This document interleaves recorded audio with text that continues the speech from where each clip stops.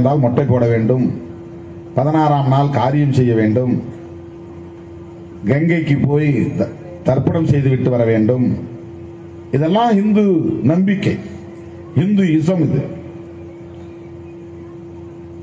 இந்துத்துவா என்பது முஸ்லிம்களை வெறுக்க வேண்டும், கிறிஸ்தவர்களை வெறுக்க வேண்டும், பைபிளை கொடுத்த வேண்டும், குர்ஆனை கொடுத்த வேண்டும், அவர்கள் அந்நியர்கள், அவர்கள் மதம் மாற்றுகிறார்கள். இதுதான் இந்துத்துவா.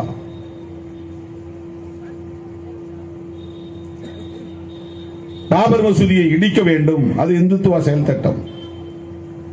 அங்கேதான் ராமர் பிறந்தார் என்று சொல்லி இடித்து தரைமட்டமாக்க வேண்டும்.